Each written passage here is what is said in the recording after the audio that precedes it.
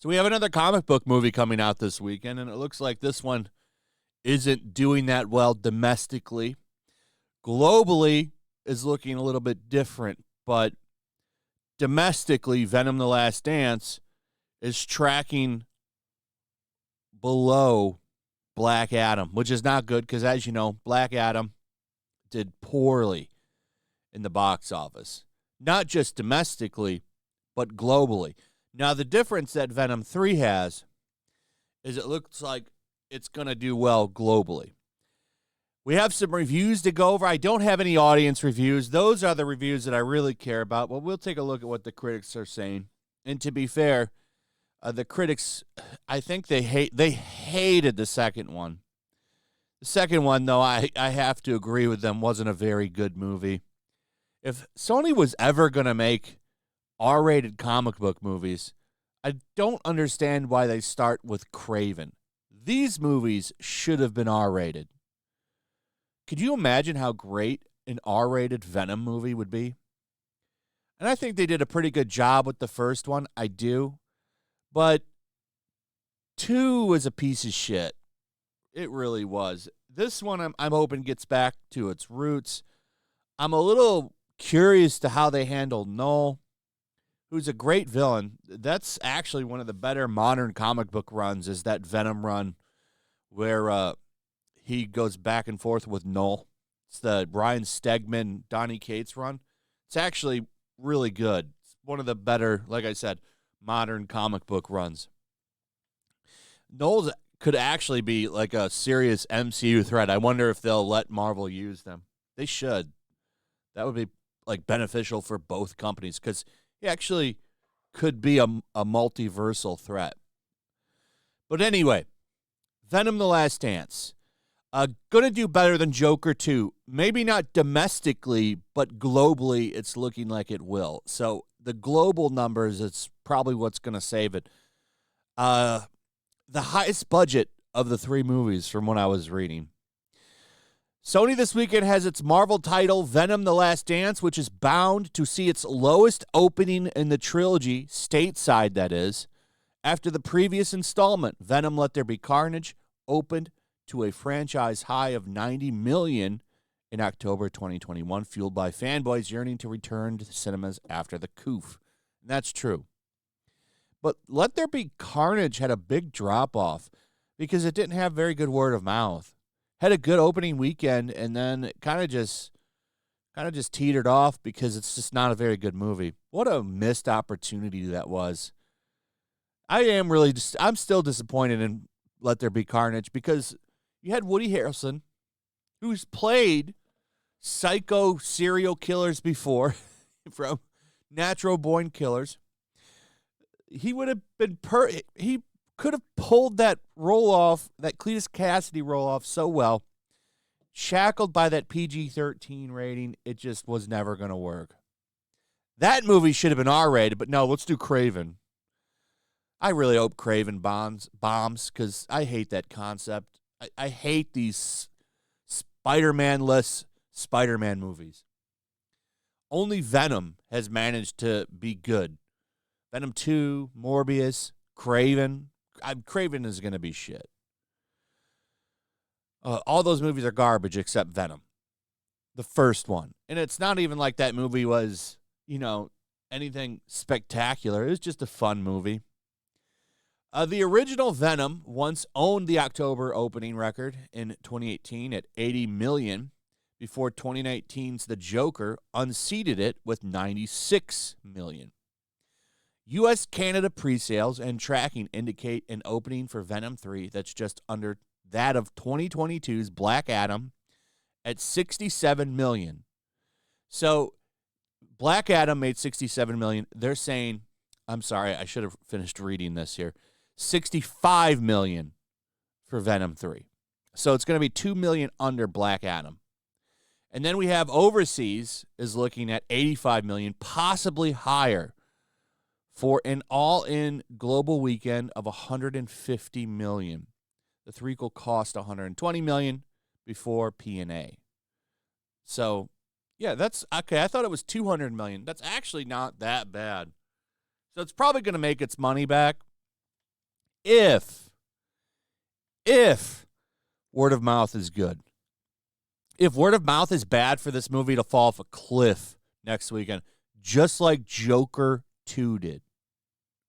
If Joker 2 and this movie share the same fate, it's going to die next weekend. It looks like it's not going to do that well here. So it's going to get saved globally at 150, and then if it does well next weekend. See, this is how some movies do well. Like the Fast and the Furious franchise, the reason they keep pumping out more of those things is because they do well globally. Globally, those movies do really good. They don't do very well domestically, but globally, they kick ass. There's a lot of movies like that. What was that? Pacific Rim. The only reason that movie got a sequel is because it did really well in China. And that sequel sucked ass. I love the first one. The second one is a big piece of shit. The threequel cost $125 million before pre-A. Previous installments cost around $110. And then the previews start today at 10 p.m. Young males under 25 are the first in, followed by older males over 25, which is expected to be on a comic book movie. So that is what they're saying. Looks like it's going to do well in China. It's opening in China. Okay, so I don't think they're going to send it to Russia. And it says it did well in Russia. That's wild. So, okay, so here's where we're at with this. Here's the Rotten Tomatoes. They're killing it, 36%. And that's all critics. We don't even have the separation of top critics yet, which I imagine will probably be really low. They hate the movie. They hate it. Why? I don't know. I haven't combed through all of these reviews. One can feel the sense of grudging obligation behind every element of Venom The Last Dance.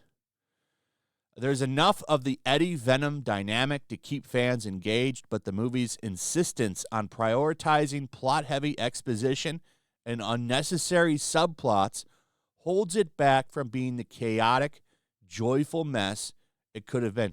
That's concerning.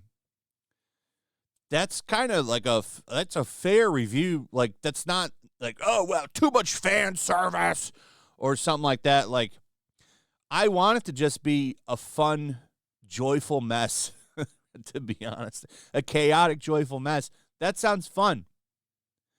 But this is what I was worried about with Noel. Trying to set him up to be some big Sony Spider-Man-less universe villain. Like, he would be a proper MCU villain, to be honest, not some Sony shitty Spider-Man-less universe threat. And I'm kind of worried. That's what I was worried they were going to do. That they were going to make him, like, they were going to use this movie to set up other shit. And it kind of sounds like from this review that that's what they're going to do.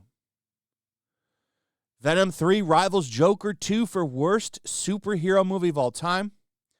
It's a chaotic and often incoherent plot that makes poor use of elements from the previous movies, as well as mythology from Marvel's recent Venom comic books. Yeah, they're okay. So they're talking about the Venom run. You know what else used that Venom run was Marvel's Spider-Man 2. They used a lot of shit from that Kate Stegman run. Let's scroll all the way down so that we can actually read a good review. Because there's not many. Here's a couple in here, but you're not going to find many when there's only a 33% positive review. While Venom The Last Dance may be weaker than its predecessors, it's still a good time, and you can tell leading man turned writer Tom Hardy is too. Here's another one. Venom The Last Dance may be weaker. Oh, that's the same review twice. Does that count and bring up that average? That's interesting. Maybe that's just a mistake from when I loaded into the page. Venom The Last Dance is the perfect send-off for Tom Hardy's Eddie, Brock, and Venom, wrapping up the characters' stories with deliberate care. It's wild, it's messy, it's meandering, sometimes it's even boring. But Venom The Venom horse lives up to the hype. Plus, Eddie and Venom bromance is the savior of the trilogy. If you enjoy the others, you will enjoy this. So that's where we're at. Not very good reviews. Sounds like it's kind of a mess. But if it's fun, a lot of people will forgive shortcomings. I am going to watch this movie. We'll see. I'll let you know how I feel about it. I should be able to see it before Saturday night's Flashcast. So I'll give my review on it Saturday night, 10:30 p.m. Eastern Standard Time. I will talk about it. I'm hoping it's good. I enjoy good comic book movies. It's just some of my favorite stuff. I love comic books, so I love a good comic book movie. I'm hoping it's good. Whether or not it is or not, we'll see. It looks like it's going to do okay at the box office, at least this weekend. Not domestically, though. That's kind of concerning. They need to be concerned about that because domestically, comic book movie revenue is drying up. You need to put out something epic like Deadpool and Wolverine to get asses in seats. Word of mouth has to be good. Look at Beetlejuice. That movie keeps making money every weekend. Not like it's not making blow the doors off of the house money, but it's consistently making enough money that movie has now become Warner Brothers. I think it's their most successful film of the year. And you know why that is? Because people keep telling other people that it's good. Now, I haven't seen that movie. I want to see it. But everybody is obviously telling them, other people, that they like it. That's the only reason that it keeps making money is because people like it. It's got good word of mouth. So if this movie gets good word of mouth, it'll consistently make money every weekend. And it'll stay in the theaters and it'll have legs. Movies need legs. Guardians of the Galaxy 3 had legs. That's why it was a successful, profitable film. It took it a couple of months to make that money, but it made it. So anyway, that's pretty much it. Let me know what you guys think about this. Are you going to go see the movie? Do you plan to go watch Venom 3? What are your thoughts? Also, if you would, please like, subscribe, share the video, hit that notification bell, and we'll see you on the next one. Peace.